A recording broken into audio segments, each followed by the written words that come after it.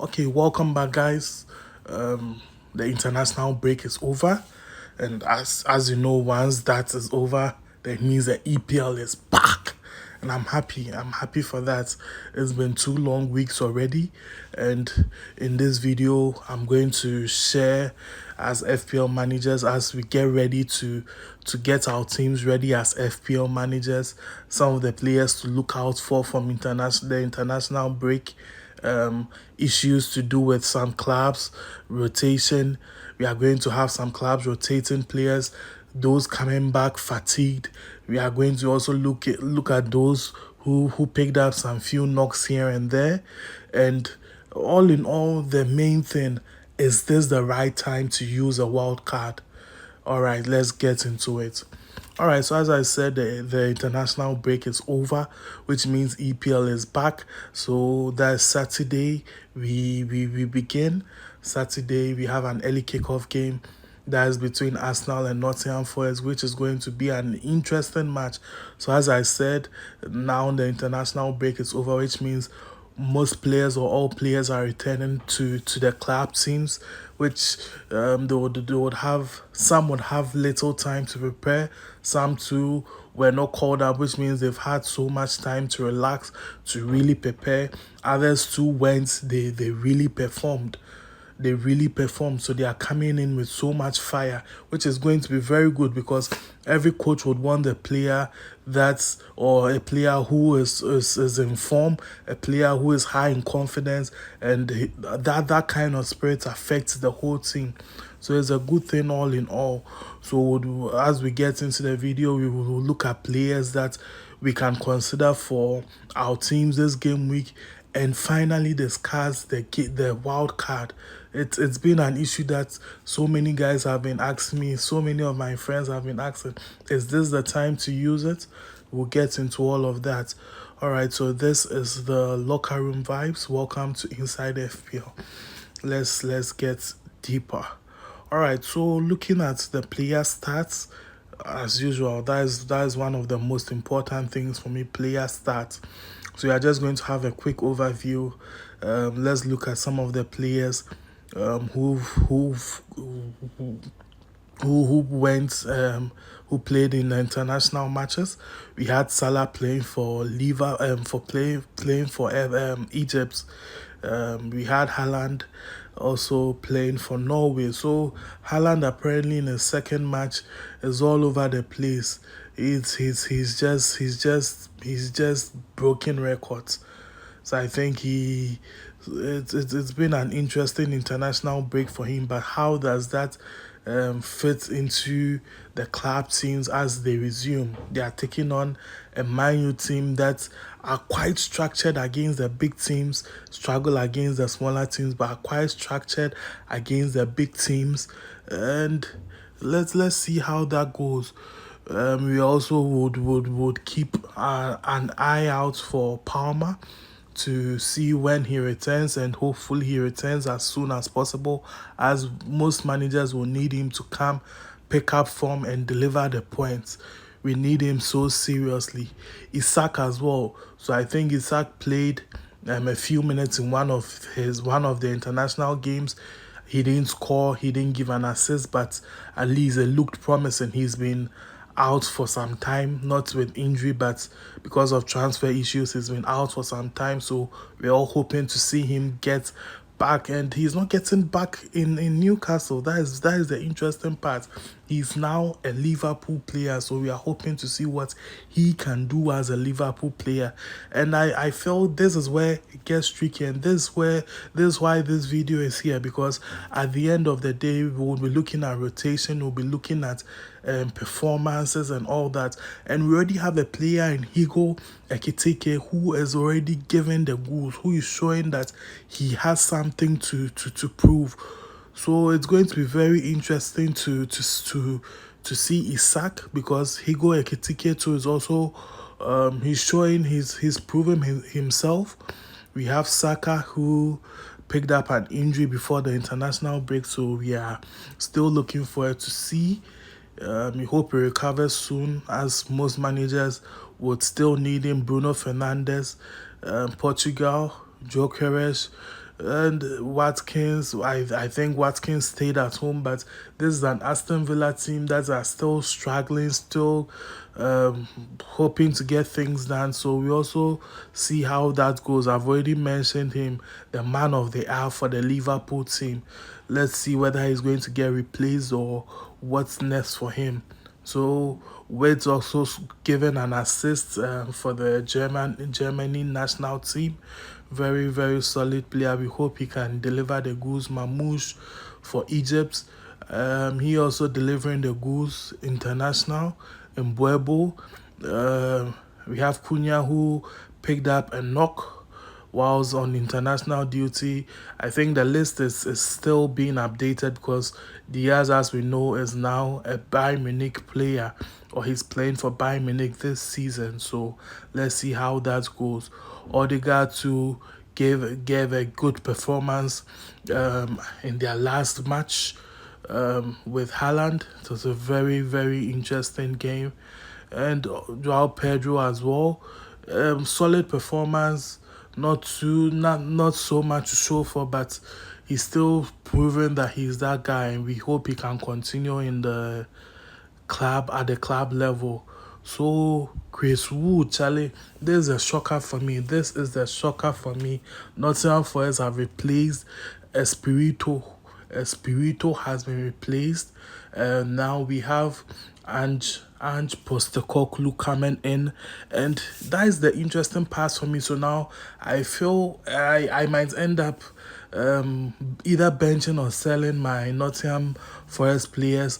All respect to the man, he's a very good coach, but here's the key is that this team was built on a different philosophy, and he is coming in with his philosophy. I'm not sure he's going to try to manage or incorporate the previous philosophy into his, and he's going to change things because Nottingham Forest last season proved to be one of the most defensively solid teams out there, conceding very little. That was behind the ranks of Arsenal and a few other teams. They proved themselves to be those guys, very, very solid defensive wise, and proved themselves in the league, even though things didn't go their way getting to the end of the run. But at the they still showed some very good performance, and we have Ange Postecoglou coming in, who is very attacking minded, who likes to play a high line. So now the question is, are they going to maintain that defensive discipline? That defensive discipline, are they going to be very disciplined when it comes to defense and play that attacking minded football, or they are going to lose their mentality to focus on? And it's something that is I really want to look out for. So because of that, I would want to put Nottingham Forest defenders, probably midfielders on the bench to see how things go. I could keep Chris Wood because if they are going to go all out, which means we could get a few good goals from Chris Wood. So that is an interesting part, Charlie. Very big one there, very big one there. Let's see how things go. So Mateta too, I think, was rested. He's quite rested from the international break. So all in all, we have so many players. Semenyo coming all the way to Africa, Ghana to for the international break, which means he's going to be very exhausted coming back. So looking at the fixture, there could be rotation, or he could underperform because it's a very long journey, and he will need to re-energize from the international break to get things sorted out. So it's going to be something very interesting. I think Kudus also gave a good performance. That he provided an assist during the international break, so he's still proving himself. So let's see how things go. And already this Spurs team, as I said, I said we'll be talking about rotation. This Spurs team too they've stocked. They have their players. So is he going to be rotated? Very, very important that we look at. So let's just get into the fixtures and see some players that we could easily pick up for our squad. So all in all, as I said, we are starting Saturday. 11:30, that is Arsenal Nottingham Forest. Then we have followed by Bournemouth Brighton and Hove Albion, Crystal Palace Sunderland, then followed by Everton Aston Villa, Fulham Leeds, Newcastle Wolves, West Ham Spurs. Then it ends on Saturday with Brentford taking on Chelsea. Then on Sunday, Burnley, Liverpool, and we end with City taking on Manchester United. So it's going to be very interesting.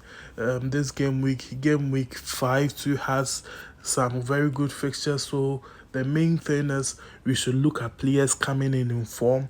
Haaland has proven himself this international break. We've had players like Kudus also showing that they can still give an assist, they can still provide the goods when they are not home. We've had a few players also proving themselves. Caicedo given still showing his abilities here and there, even though there was nothing really to show for, but he still proved himself. Then we have Liverpool. We had Salah giving the goose, Mamouche also giving the goose for City. So it's all in all, it's been very interesting. So just randomly we would a video would give you content on that, the pre-match, the pre-game week analysis for game week 4 would give you a video before the game week begins, but this is just an overview, some players to look out for. So for this Arsenal fixture, you could have a Chris Wood, because they have a new coach and he's coming in with a new philosophy, which means Arsenal are still it's going to be very difficult to figure out how this Nottingham team are going to structure themselves, or they are going to present themselves. So it could be a plus for Nottingham Forest, and you should just consider as an early kickoff. I have this thing where early kickoff matches are very, very dicey. That is what I think. Most, not all, but most early kickoff games are very dicey. So you could pick a player in Chris Wood for a differential, and of course you Declan Rice also provided the goals during the international break. So he for one, you can get him. He still proves that he knows how to get the job done. So you can get him. You can get Declan Rice, who is going to also help when it comes to set pieces. Very, very solid. Odegaard, I think there's still a few things to be sorted out, but you could go for him. You could just pick up that courage and go for him. So, and don't forget our Arsenal defenders, solid guys, Charlie. We need them, very, very solid. At least you could get a goal or an assist, or better case, or even better, a clean sheet. So that's how it's looking. Calafiori, you could get Saliba, you could get Cabral, very, very solid players. Declan Rice. So that is like 3 players or 4 players from Arsenal already. So just pick your best 2 from there. You could add 1 player in Chris Wood. Then you have 4 players already, just waiting for you. Bournemouth, Brighton. I don't really. I'm still contemplating on the Semenyo pick, but Semenyo will be a good option. And you could also have Mitoma from Brighton to also help in there. The full breakdown will be given later onwards, but there's just an overview what I think, and it's very important. As I said, this season I'm trying so many formulas out, and I'm starting with differential, so it's very necessary you look at all that. Crystal Palace, you'd have some or most players being rested, so very good one. They're taking on a Sunderland side, coming new boys from the Championship. It could go either ways, but you expect Crystal Palace at home to also deliver the goals. So you could have a Mateta, Ismail Assar, very solid guys. You'd hope they give you the points, and Munez to the wing back, very solid guy. So that is 3 players from Crystal Palace. You could have a Sunderland defender as a differential. or a low budget defender, very good one there. Everton, Aston Villa, as I said, Aston Villa are still trying to find their feet, even though they are playing some nice football. It looks as if the football looks very aggressive, looks very determined, but the end product is the issue now. Taking on this Everton side at home with some very good players now, so you could easily go for a Grealish from Everton just to make your case solid, because he's proven to be that guy, and you could go for one midfielder from Everton as well. Apart from that, you could hold on, even though you had, I think, Cash from Aston Villa giving an assist or so. You still want to hold on because they are still trying to find their feet. So Grealish from Everton won't be a bad decision. Fulham, Leeds is going to be an interesting side. Fulham are very structured. Leeds are going to be very attacking. So a player from this fixture too would help, as you would expect either a goal or at least over 2.5 goals, which is going to be good either ways. So Newcastle Wolves, Newcastle too have brought in new signings. Wolves are still putting things together, and funny enough, I had a Wolves player at the beginning. I sold him and he delivered a point. So that is what I've been saying. And the thing is about consistency for the player, which I feel he's not going to have yet. So I'll still not rush to go back for him, even though he was low budget and he was a good differential. I'll see how things go. So you can go for a new player, a Newcastle player in Wizard. He's a new addition. We hope he can also develop. And there are some other good options there. Joe Linton, and a few others you could also consider. So a player from this match won't be bad. Then we go to West Ham Spurs. Spurs are informed. They are trying to we see the positives, we see the potential. West Ham, it's still up and down. When you expect, they don't deliver. When you least expected, they deliver. So let's see for that. But you could have so many players from Spurs. You could have a Kudus from Spurs. You could pick a Richarlison from Spurs as well. Brendan Johnson as a differential, very good differential. Let's see how Xavi Simons fits in. So that is also a good option there to look forward to in the future. Then Brentford Chelsea. It's going to be an interesting match. New manager, new philosophy. Chelsea coming in with some players in form. Reece James during the international break, proving that he still has it. He's still that guy who can provide options attacking wise, and also quite solid when it comes to the defense. Cancelo still proving that he can hold it in the midfield. Enzo Fernandez in the mix thereabouts. Joao Pedro still showing the potential. So Estavo also scoring a goal during the international break. Very solid guy, youngster. So you could have any of these players from Chelsea. Estavo, Cucurella proved to be very solid as usual. So you could have any of these players from Chelsea as well. So I think by now we should have the team set, or we should almost be done. So the last two games, very solid. Liverpool, Burnley, going to be very attacking.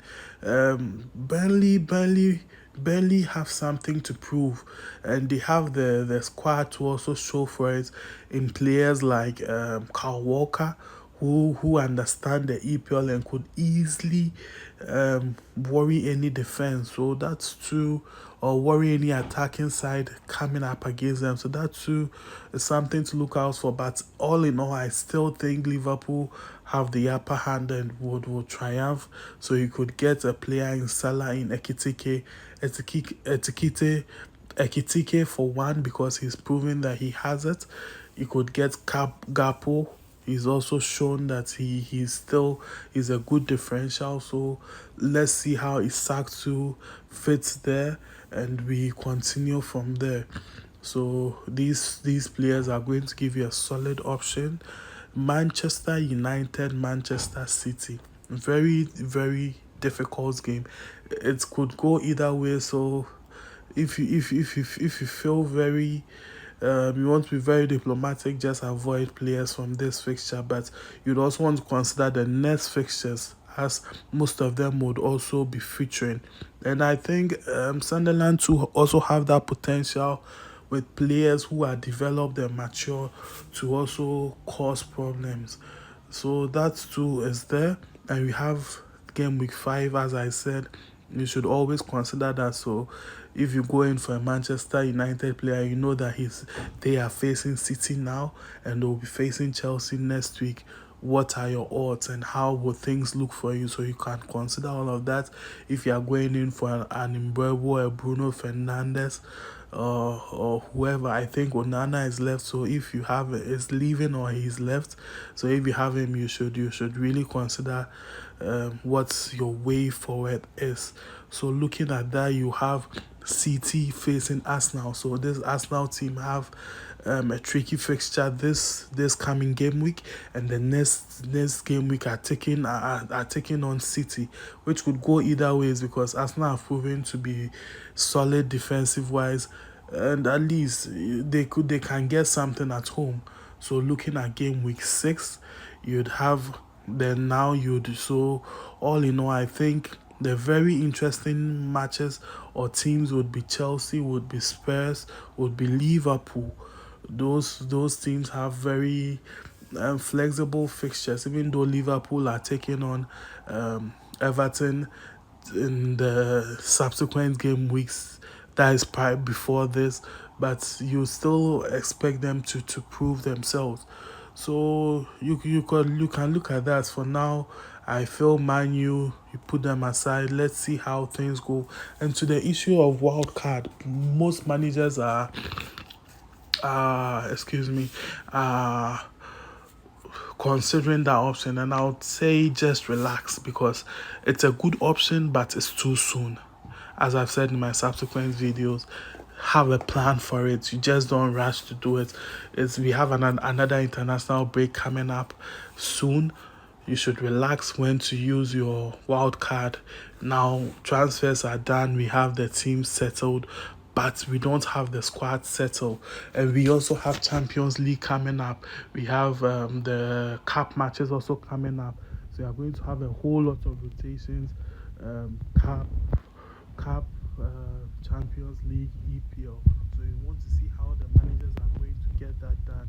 At least you can take this game week for one, where you'd see them play the EPL, also get the Champions League in there. Then we have a fair idea of how things are going to look. Then from there, you can make a valid decision to change your whole squad to suit. But it's going to be very premature to change everything now and realize that some players are going to lose their spots or some players are going to rotate for, because a team like City are going to be rotating a lot of players. You could have a few constants here and there in probably Haaland and probably Mahmoud's not, I don't think so. Maybe a few defenders, but you have a new goalkeeper coming in, you have a team trying to figure things out. So you'd want to be very cautious. You'd want to be very cautious, even getting Haaland. If once the goals come, you expect the Haaland should be somewhere in the mix, but you would still want to be very conservative because at the end of the day, if they are not able to provide the goals, he won't be able to score. So all in all, just consider that it has its advantages as well. You could use a wild card, change your team, because some of you had really bad teams, which is normal, but you could change one or two players, get in a few differentials. Don't be afraid to take that -4, -8. It's not too bad. Just try to get the right players. Follow the picks as I've showed you, the player stats. You could go in for some of the most selected players, which will also help you because at the end of the day, the masses are right, right? So you can hardly get that wrong. So you can also follow the masses, get one or two of the most selected players, continue with a few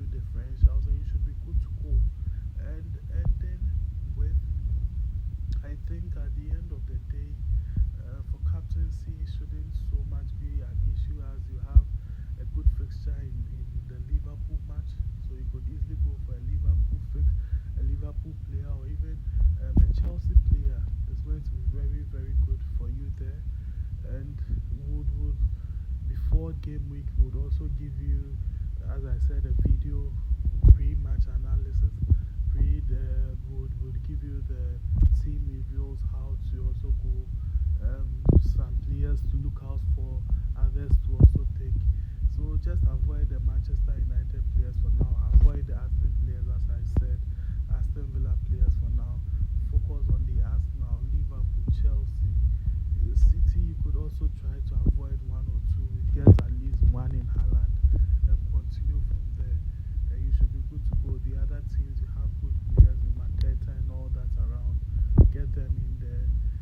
Let's wait for the press conferences, which would give us a fair idea of how things are looking. We have up to Saturday. Hopefully, press conferences will be on Friday. Would have so much information. Get our team done. We'll give you the video before then, and you should be good to go. Don't be in a rush to do everything now. Alright, thank you very much for staying tuned.